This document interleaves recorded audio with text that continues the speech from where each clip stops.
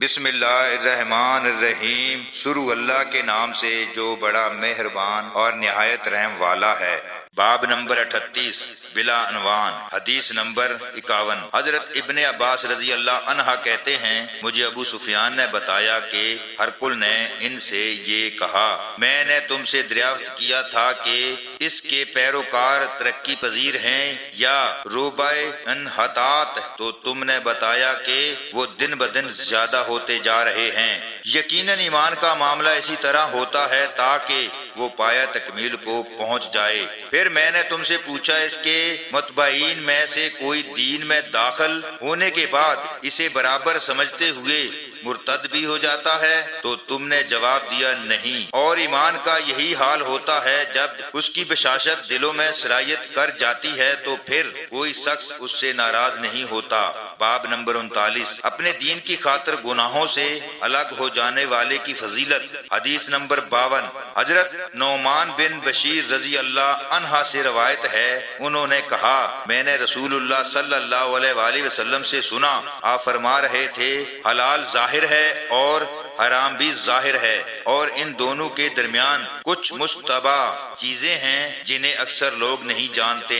چنانچہ جو شخص ان مشتبہ چیزوں سے بچ گیا، اس نے اپنے دین اور اپنی آبرو کو بچا لیا، اور جو کوئی اس مشتبہ چیزوں میں مبتلا ہو گیا، اس کی مثال اس چرواہے کی ہے جو شاہی چراگاہ کے آس پاس اپنے جانوروں کو چرائے۔ قریب ہے کہ چراگاہ کے اندر اس کا جانور گھس جائے۔ آگاہ رہو کہ ہر بادشاہ کی ایک چراگاہ ہوتی ہے، خبردار اللہ کی بھی چراگاہ اس کی زمین میں حرام کردہ چیزیں ہیں۔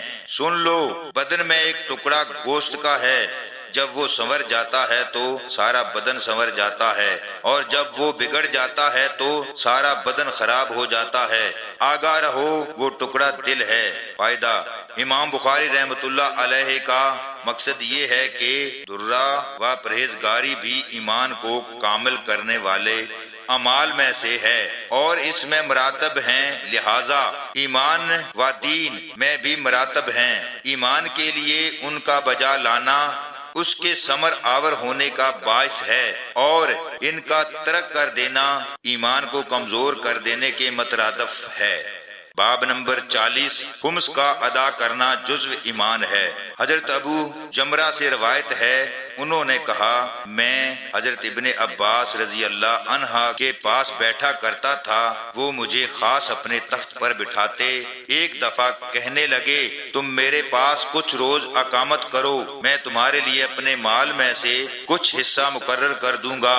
تو میں ان کے ہاں 2 ماہ تک اقامت پذیر رہا۔ پھر انہوں نے فرمایا، جب وفد عبد القیس نبی صلی اللہ علیہ وآلہ وسلم کے پاس آیا تو آپ نے فرمایا، یہ کون لوگ ہیں یا کون سے نمائندے ہیں؟ انہوں نے کہا، ہم خاندان ربیہ کے لوگ ہیں۔ آپ نے فرمایا، تم آرام کی جگہ آئے ہو، نہ ذلیل ہوگے اور نہ شرمندہ۔ پھر ان لوگوں نے عرض کیا، اے اللہ کے رسول، ہم ماہ حرام کے علاوہ دوسرے دنوں میں آپ کے پاس نہیں آ سکتے، کیونکہ ہمارے اور آپ کے درمیان کفار مضر کا قبیلہ رہتا ہے، لہذا آپ خلاصے کے طور پر ہمیں کوئی ایک بات بتا دیں کہ ہم اپنے پیچھے والوں کو اس کی اطلاع کر دیں، اور ہم سب اس پر عمل کرنے سے جنت میں داخل ہو جائیں۔ اور انہوں نے آپ سے مشروبات کے متعلق بھی پوچھا، تو آپ نے انہیں 4 باتوں کا حکم دیا اور 4 باتوں سے منع کیا۔ آپ نے انہیں ایک اللہ پر ایمان لانے کا حکم دیا۔ پھر آپ نے فرمایا، تم جانتے ہو اکیلے اللہ پر ایمان لانا کیا ہے؟ انہوں نے کہا، اللہ اور اس کا رسول ہی خوب واقف ہیں۔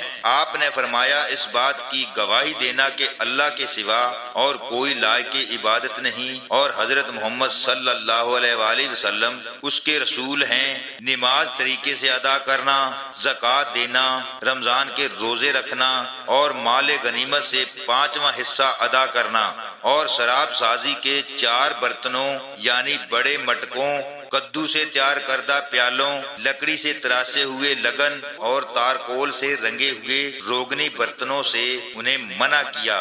پھر آپ نے فرمایا، ان باتوں کو یاد رکھو اور اپنے پیچھے والوں کو اس سے مطلع کرو۔ فائدہ: حرمت والے مہینوں سے مراد رجب، ذی-القعدہ، ذی الحجہ اور محرم ہیں۔ کفار ان کے بے حد تنظیم کرتے تھے اور ان مہینوں میں کسی دوسرے پر دست درازی کرنے سے باز رہتے تھے۔